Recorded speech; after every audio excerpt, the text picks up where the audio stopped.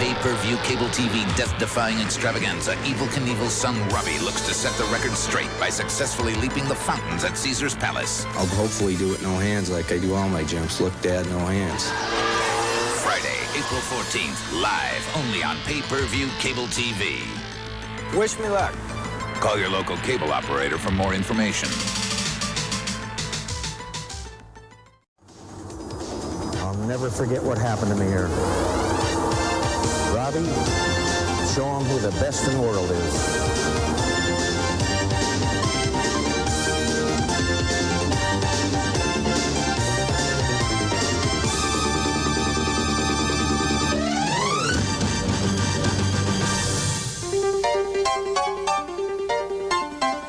My father missed it in '67. Gary Wells missed it in 1980. After a 10-year dream, I'm going to conquer the fountains tonight.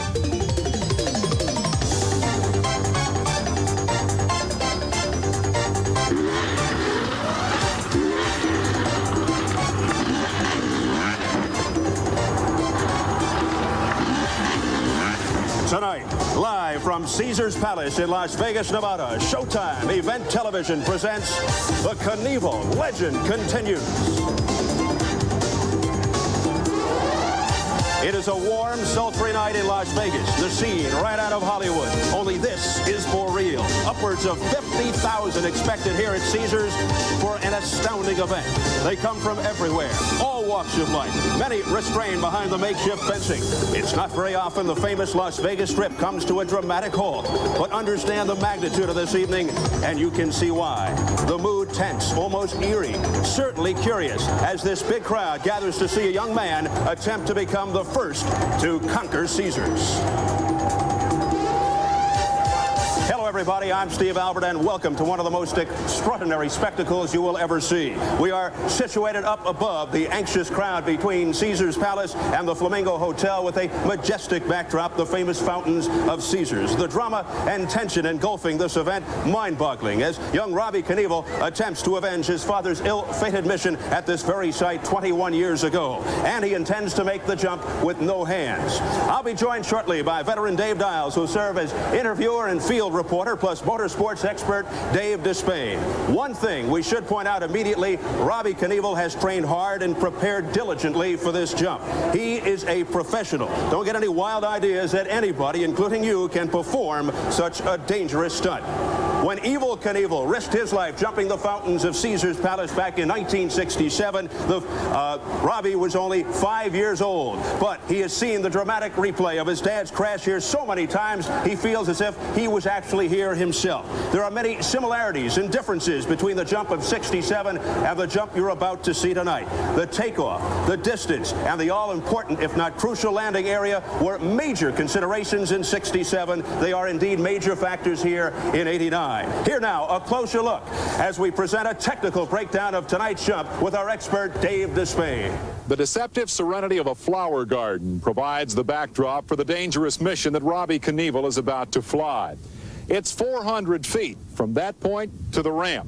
400 feet in which Robbie has to reach a speed of 90 miles an hour if he's going to clear the fountains. That means the first part of this trip is going to be a drag race, hard on the throttle, banging up through the gears and trying desperately to get to speed. Right here at the 200-foot mark, he has to make a decision. He can jam on the brakes here and still get stopped without plunging into the fountain or bouncing off that hedge.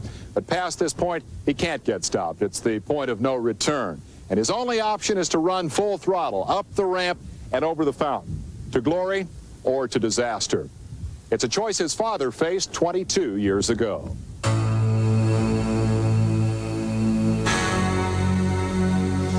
This jump is much more difficult than any other jump in the world. In other words, because of the fountains being in your way, right in the middle of the jump, you can't make a test run and go around it.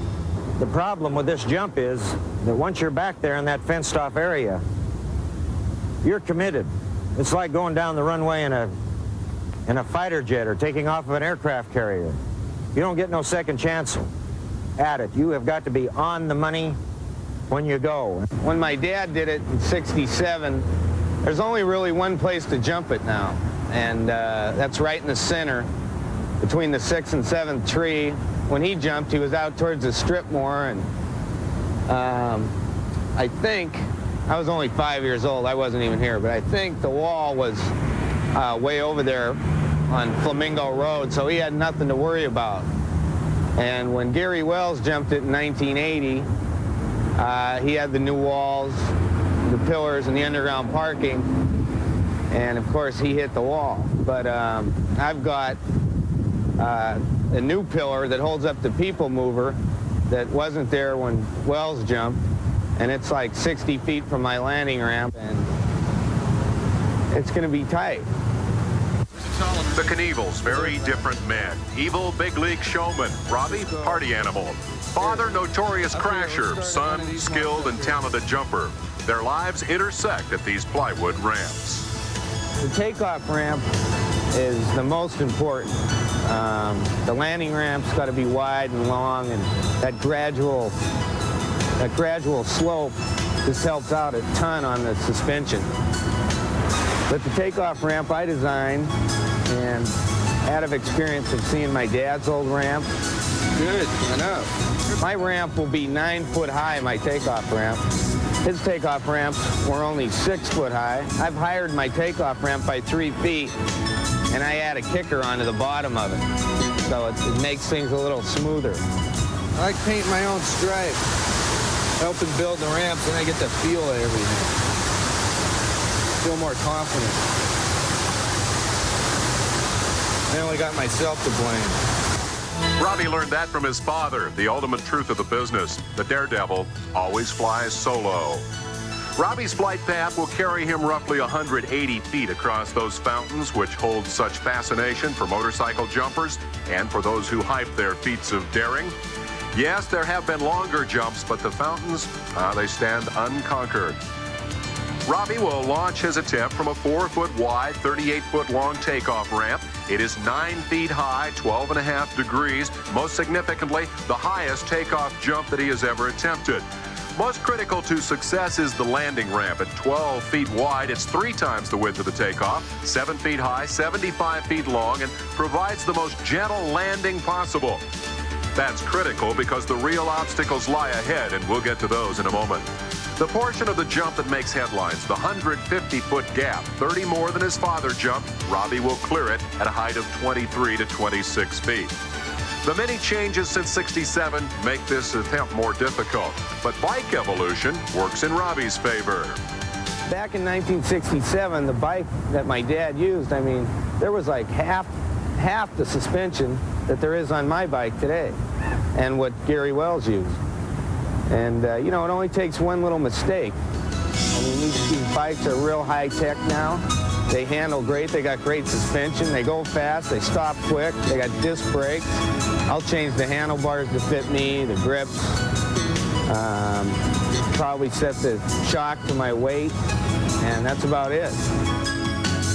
Modern motorcycles are so good indeed that Robbie doesn't need a lot of modifications. His bone stock motocrosser, water-cooled, makes about 60 horsepower. It's geared to run over 100 miles an hour. Unchanged in this jump equation, 2 things: the looming danger of the fountains and the magnetic appeal of the daredevil personality. Failure here made his father rich and famous. Robbie hopes success at Caesars will do the same for him. This X is the key to that success. It is Robbie's target on the landing ramp, and from here, he must negotiate the obstacles that have added so much danger to this attempt. He wants to hit here very square, get on the brakes hard, and scrub off as much speed as possible. His worst fear is landing over here to the left, because that would put him on a collision course with that new people mover column. Let's take a walk down here and see what Robbie will see, keeping in mind he'll come through here at 80 miles an hour.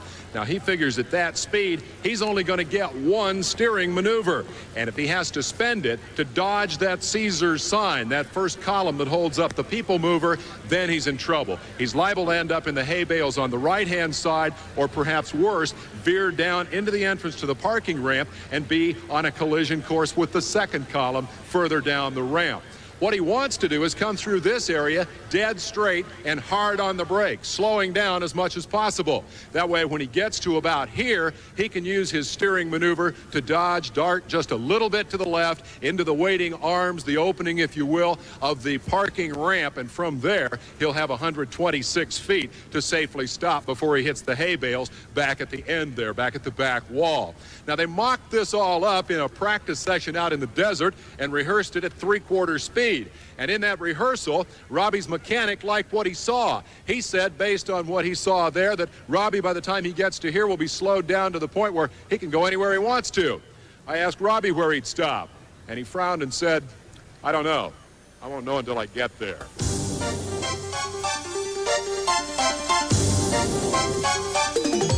The 100 yards from where Robbie hopes to safely land, there's a sort of an eerie confidence pervading this whole atmosphere. It's been that way all week. Robbie, it's true that you have a better bike, you have a better ramp than did your father more than 21 years ago. But you are attempting something where there's an 0 for 2 record, your father and Gary Wells in 1980. And in a sense, it's a more difficult jump. What makes you think you can do it? It's the year for entertainment. I could use a little help tonight. It's been a long day. I'm a little nervous finally it comes down to the jump. I've been waiting for this for 10 years, and it's already here. Why do it at all? Well, I've been in this business forever. There'll never be another Evel Knievel again, but you're looking at one guy who's his son who learned from him that will make this jump. And I like being an entertainer. I like being in the spotlight. And I think I've had the most experience out of anybody as far as to make this jump. So tonight I'm going to show everyone I can do it. And then I won't be known as this crazy daredevil. I'll be known as a great entertainer. When you made your final inspection today, and when you did your practice runs yesterday, what was going through your mind in the way of final preparations, final thoughts? Well, today I went out and made some practice jumps. I jumped about 120 feet to where I landed. I'm going to land here at about 180 or 190. The X is marked 180. And I'll be hitting down there somewhere. If I can just miss that first pillar and get the brakes, I should be in good shape. I should be able to swerve to the left and stop before I get to the back wall. Robbie, final question. You call it paranoia, or you might call it the suspicion of two reasonable men, but all week long, you and your father somehow seem persuaded that Gary Wells, who failed here in 1980, will try to do something, even in these last minutes, to at least upstage you, or at worst, sabotage this whole event. You're worried about that? I'm not worried about it at all. I'm way past a guy like Gary Wells. Gary had his shot. I think he knows it's my shot. I think he's going to stay clear. There's no possible way for him to come in here in the first place. And we had a little talk with him earlier anyway. Your people met with his people. Are you saying that? Good friend of mine, Spanky Spangler, had a little talk with Gary. He's known him for a long time. Besides that, I got Super Dave and Boom Boom Mancini here ready to go. We'll be back.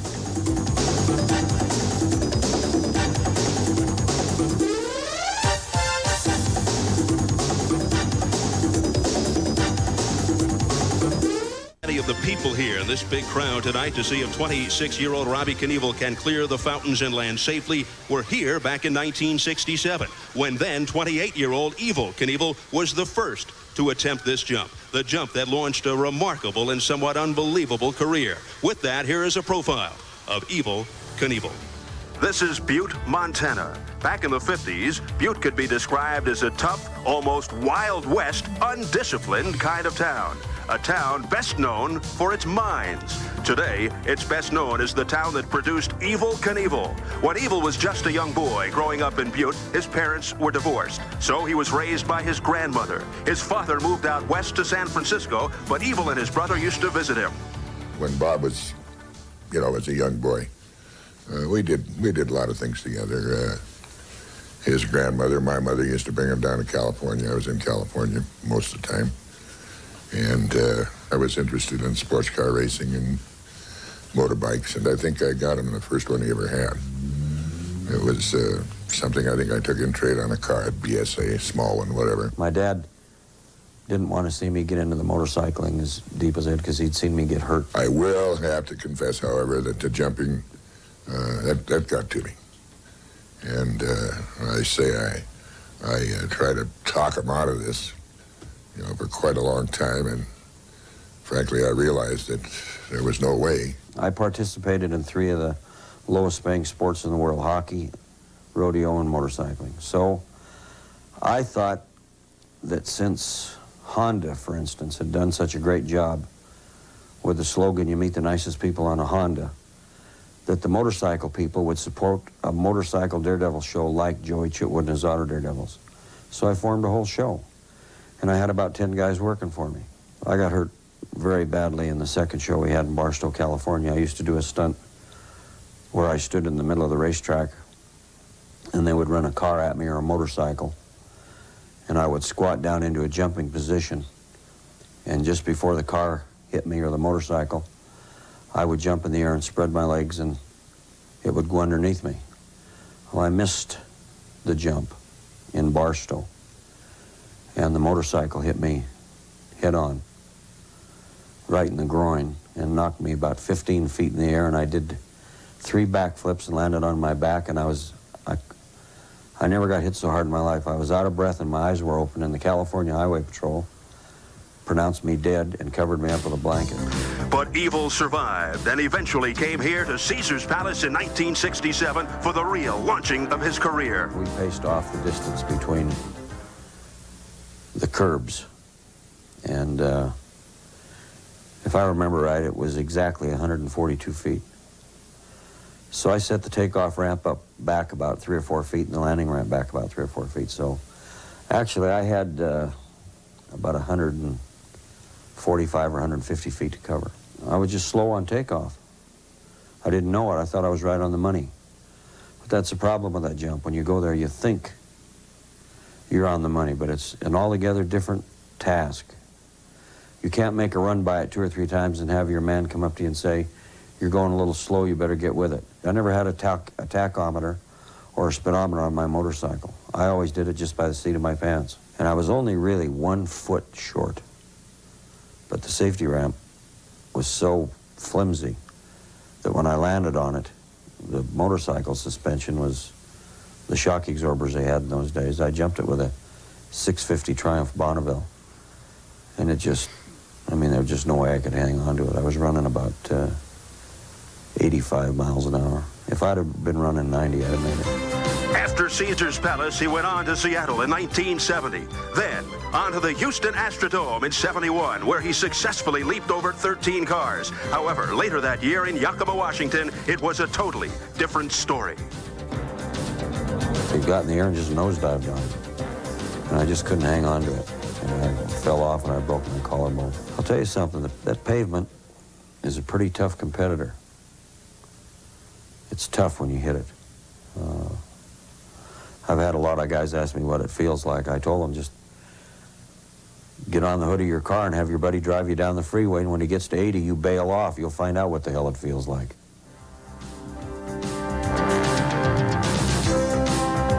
I came down the ramp and I made it across the jump, but I fell off out in the parking lot and hit a pole and almost killed myself.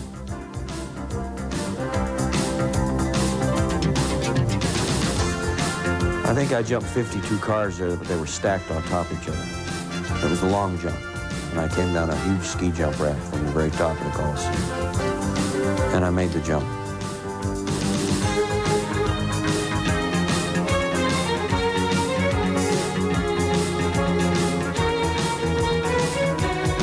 The jump that they say is the one that holds the record with Wide World of Sports, the one I did in Texas, where I jumped the 14 Mack trucks. I jumped so far that you can see from the film, I landed at the very bottom of the ramp. I broke my back that day. There were thousands and thousands of people there. And they barely got me back to my dressing room with a broken back.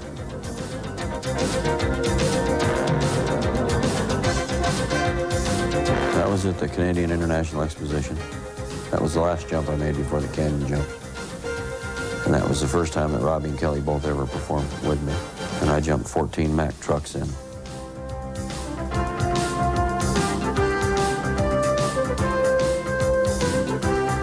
So I went to Twin Falls and I leased that property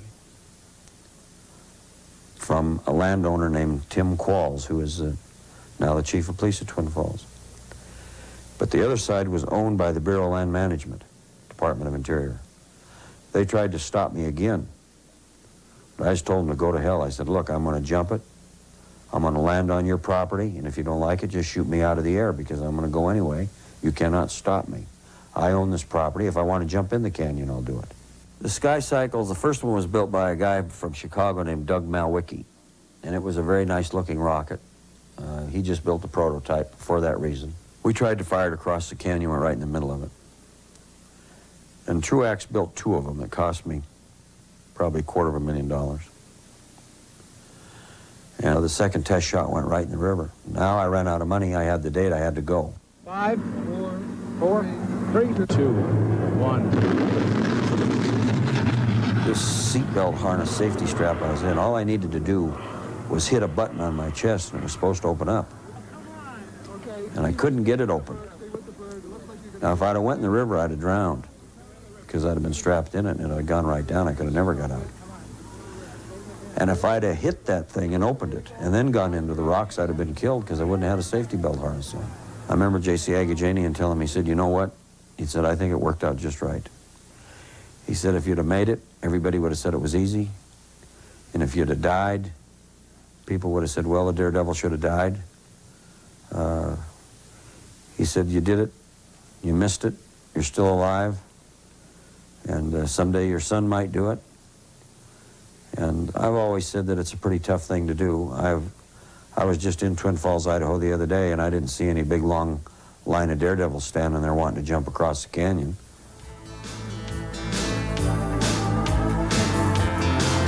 I didn't realize that the jump was going to be so long. The buses were bigger over there, they're wider than ours are. And Harley-Davidson didn't have a chance to send me the right gearing even on a jet in time before the show when I realized it. I only had one day to go there and set up and practice. So I tried it, and I just landed short. And I tried in every way I could to hang on to that motorcycle. It was like bulldogging a steer. I mean, I hung on to it from the very top of the ramp all the way to the very bottom, trying not to let go of it. And when I came off, I was going so fast, I slid ahead of the motorcycle. But I'll be damned if it didn't come right after me and land right on top of me and just burnt my skin something terrible, the exhaust pipes. But I was unconscious for quite some time before they got me up. So it was a bad accident, very bad accident. I've got to tell you that you are the last people in the world who will ever see me jump, because I will never, ever, ever jump again. I'm through. When I came back to the United States a year later, I announced I was going to jump again, but that I thought 13 was an unlucky number. I was going to jump 14, and that I was going to do it in Cincinnati at Kings Island. I made that jump successfully. The motorcycle broke right in half when it landed. It was a long jump. I knew the jump was dangerous. There was no exit. When I landed, I had to go right straight up a ramp up to the top, and they were going to grab me with steel hooks up there and hold me. And I mean a straight ramp that went right up to the top. And I got on my motorcycle, and I told this camera crew they could put one cameraman down there, and that was all, just one. And that I was going to make the jump, and they better get it the first time, because they weren't going to get a second shot at it, because I knew I was in trouble. And when I landed, that motorcycle went out of control, hit that cameraman head on, hit the cameraman head on, knocked his eye out, broke both of my arms and knocked me unconscious and knocked me in the motorcycle right through the grandstand. Anyway, after that accident, I went back to Fort Lauderdale. And I could not play golf, which I love to do every day. I could not play golf for a year. I hit a golf ball. The steel plates in my arms just hurt me so bad. And There were some doctors that said that they didn't think that I would ever heal up.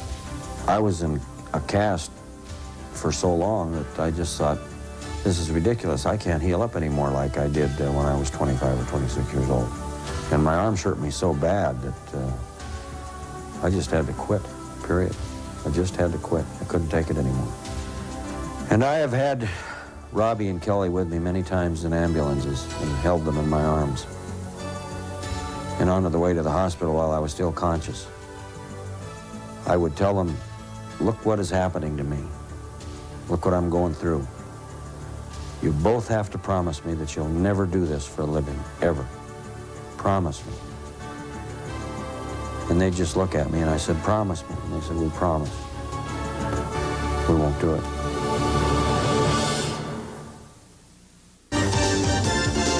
The drama continues to build. A big crowd waiting patiently but nervously for the Knievel legend to continue.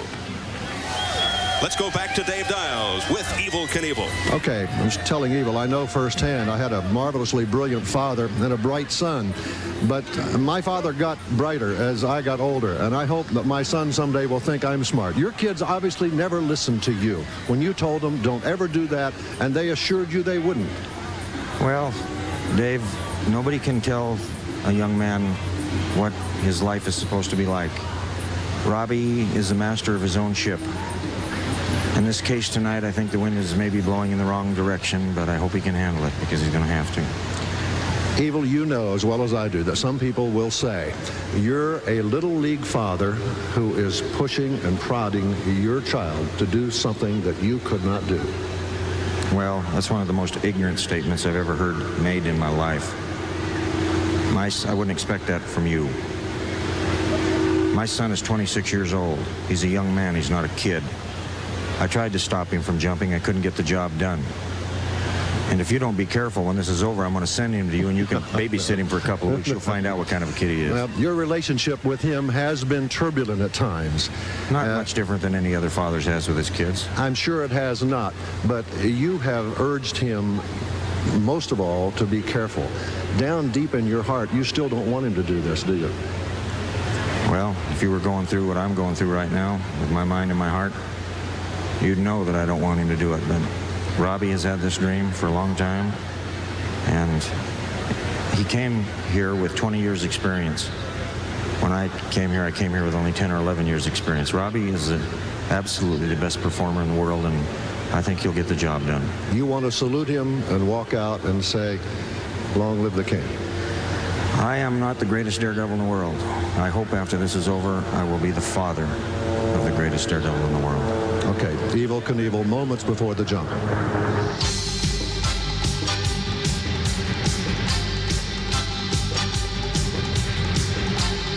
The overall view here in Las Vegas, this is where Robbie Knievel will soon launch himself, he hopes, into superstardom. He'll soar about 160 feet to the landing ramp at the other end, where he will have to negotiate a very narrow area. As you take a look, as we follow through with our cameras here at Caesars Palace. There's a good close-up of the takeoff ramp. They'll have to go over the fountains, not get any water on the wheels so as to prevent a slick landing. There's the landing ramp, the obstacles below, the challenges to his right, the pillar to his left, the pillar, the bales of hay, and in he goes into the underground garage. There's almost a sense of New Year's Eve in Times Square when you look at the awesome crowd here waiting for the magical moment. You know, back in 1967, Evel Knievel was the first to attempt this death-defying leap. However, somewhere in the crowd that particular day was a 10-year-old boy who saw Evel and said, I want to do that someday too. Well, that boy's name is Gary Wells, and that someday came 13 years later in the year 1980. Gary Wells was only the second person to attempt to jump the fountains at Caesars Palace. For Wells, that September morning was filled with promise.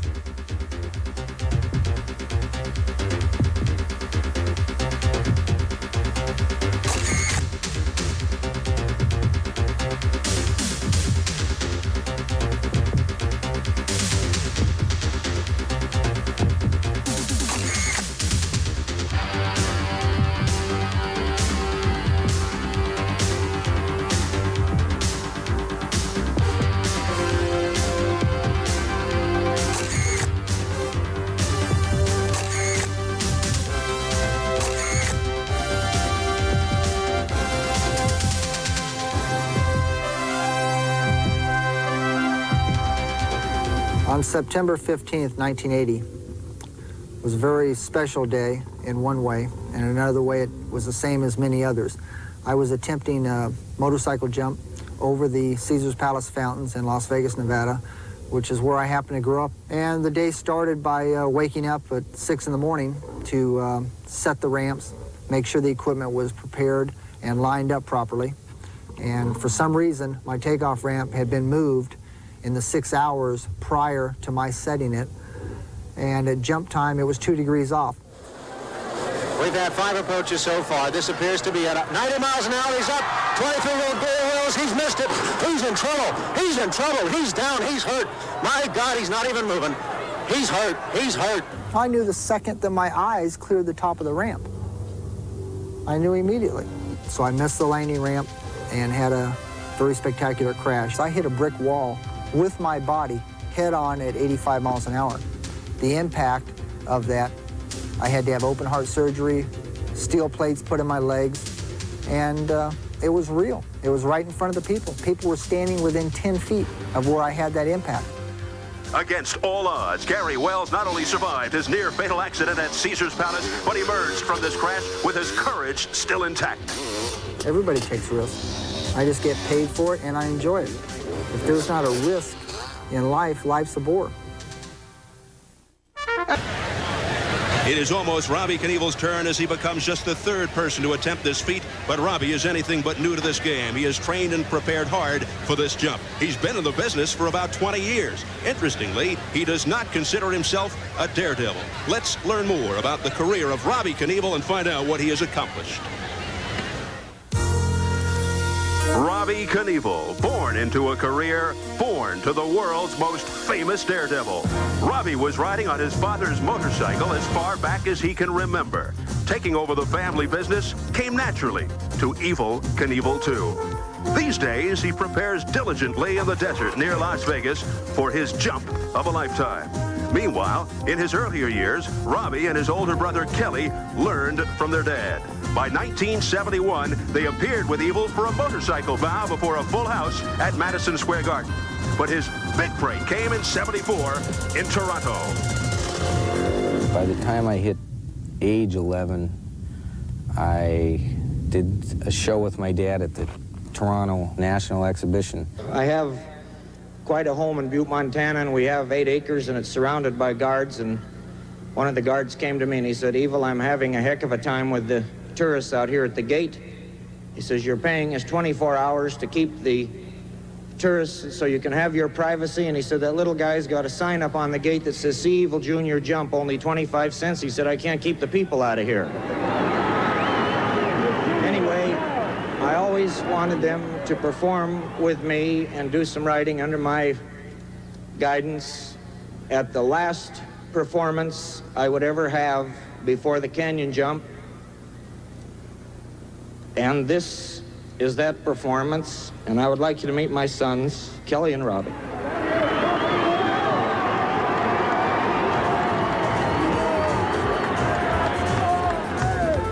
Me and my brother did a wheelie show. That was the last show my brother ever did with us.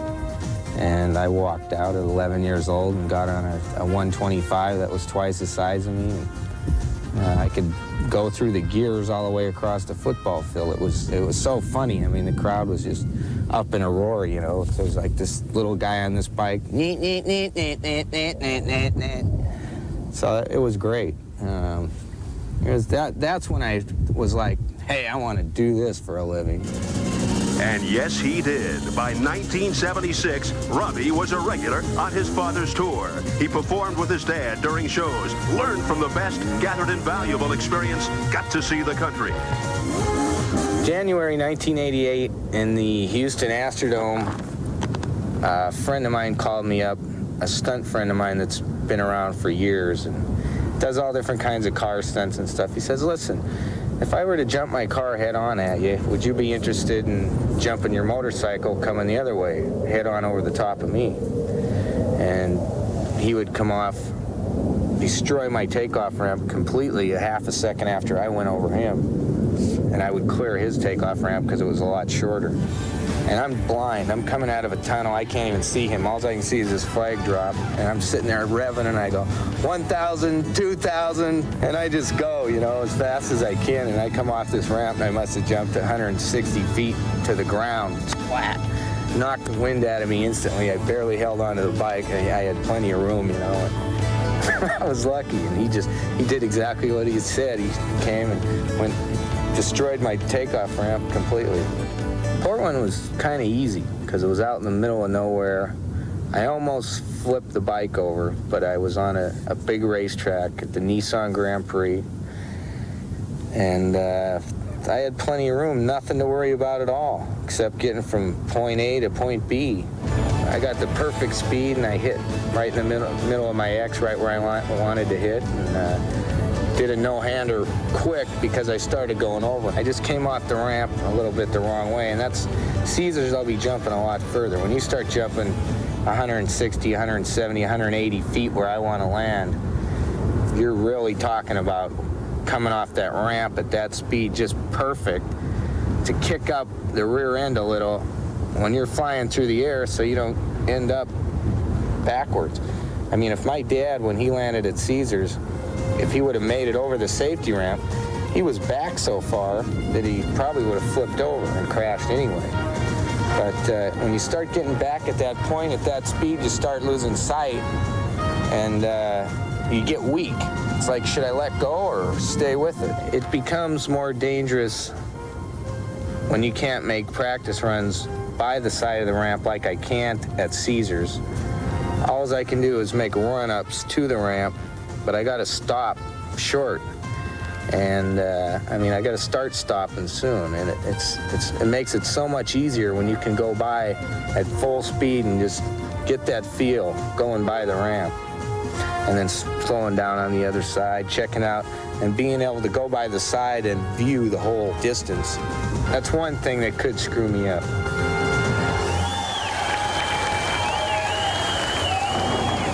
Thumbs up from Robbie Knievel. He'll be making some practice runs prior to.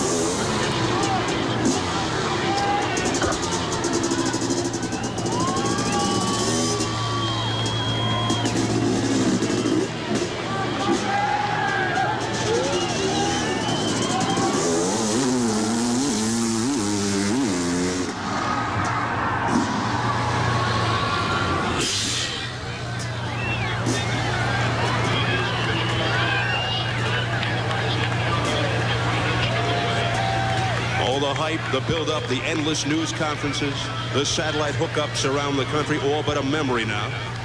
The only thing on Robbie Knievel's mind right now, getting safely to the other side. It's a long way across.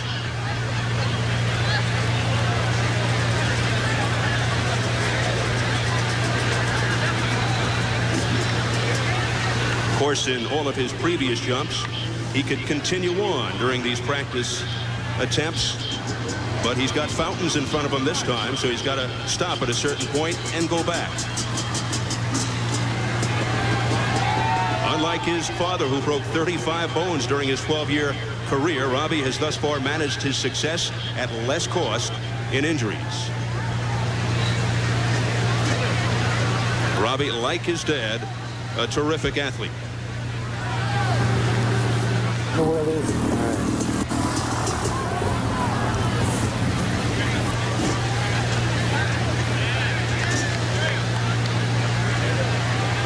Here's a report from Dave Despain. We have seen Robbie make his first run-up at the ramp. The hazard here at the fountains, as several have alluded to, the fact that he cannot do a flyby. Here comes his second run. He needs to get into fifth gear to make the jump. He's only able to run into third gear on these approaches. He needs to get, you hear the crowd reaction, they're loving this. They're ready for the excitement that is to come.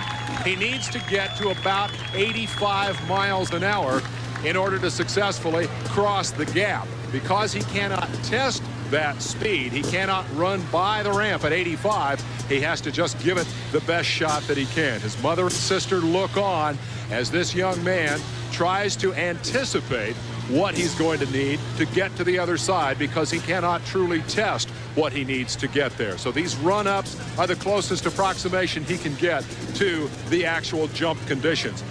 Thank you very much, Dave. Robbie Knievel has made 2 run-ups thus far. You just saw the thumbs up indication. Here we go. This may be it.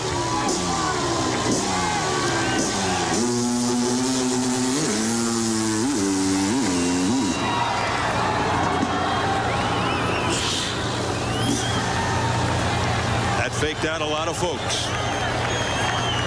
The 3rd run-up. Robbie obviously didn't think it was the time. And only he knows best.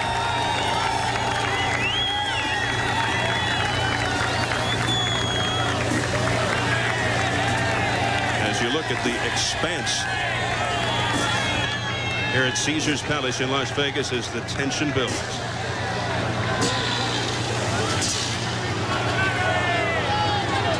He's had 3 run-ups. Chatting with his crew.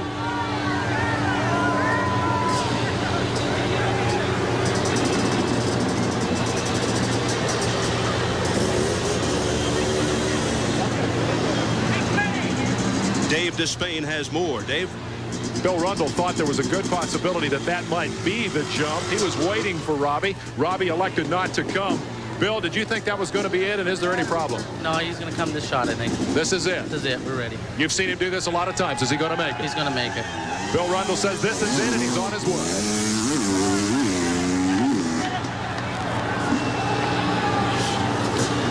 Bill, he's making you nervous, I can tell. I'm getting a little nervous, yeah. But he's going to go over. I got a lot of faith in him, and he'll go this time. How does he know when the time is right? Whenever it feels right to him. None of us can tell him how to do it. You know, he's on his own. From what I've seen of this young man this week, I think that sums it up right there. He does this very much by the way it feels. He's doing this by the seat of his pants. Notice that that motorcycle has dirt track tires on the back, knobby tires. They're not designed to run on plywood. They're not designed to run on the asphalt that awaits him at the other side. They're designed for dirt. He says they'll cushion the landing better than a street tire. He told me that the first time I asked him about him. I pointed out that a street tire would stop him more effectively, and that seemed to be a key on the other side. And he looked at me and grinned and says, well, these tires just feel right. And I think when you get to the bottom line, this mission he is flying very much by the seat of his pants. When it feels right, he'll go. If the speed feels like it's there, he'll make the assault. Forget all the angles, forget all the physics, forget all the dimensions of the ramps and all the rest of the discussions that have gone before. When it feels right is when Robbie Knievel is going to do it. And if he's flying accurately by the seat of the pants, he's going to fly right into history. Again, Bill Rundle predicts this time will be it. We'll know, I think, when he comes sailing across that ramp. Steve? Let us see, Dave, if 5 is a charm.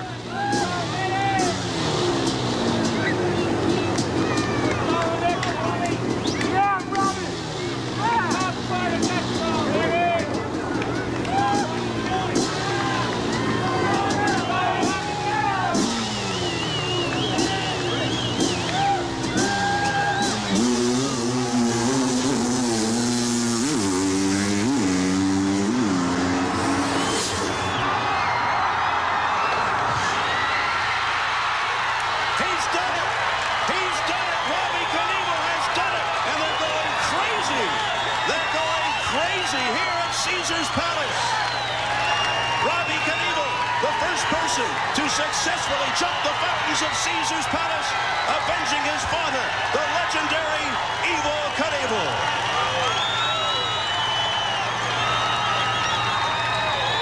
What an incredible sight.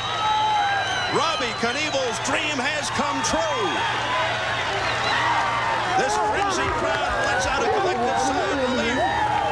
A big embrace from his father, Evel Knievel. Has to be an indescribable feeling for Robbie, his dad Evel, the entire Knievel family. All the worry, all the gut-wrenching apprehension is finally behind them.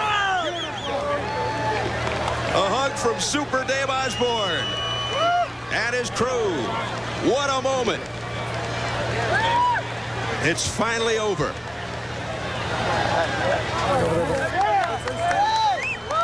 Hey, Robbie, you're here with your wife, Lauren, and your daughter, Christian. When you were at that point where you said, I'm going to come up short, what in the world went through your mind then? Hang on, because I thought I was going to land short like my dad and have to deal with what he dealt with. Tell me about the practice runs.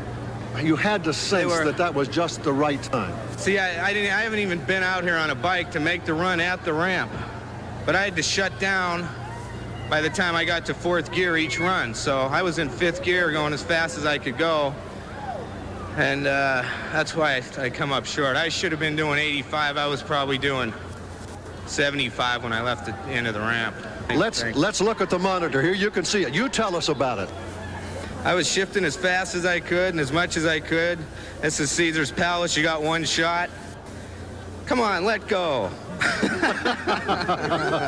Let me bring Lauren in here as she looks at it. Lauren, the wife of Robbie, she's looking at him almost for approval. Now, are you gathered enough to tell us what you were thinking before he did it?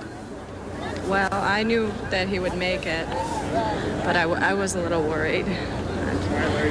How about you? Were you worried about your daddy? Not worried at all, huh? No.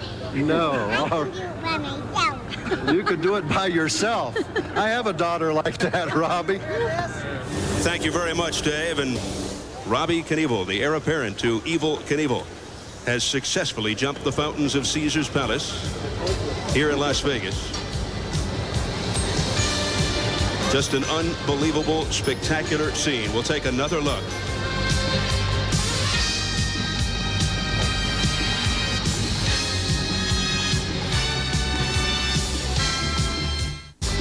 Dave Dials is standing by with Dave Despain for some final comments. Fellas?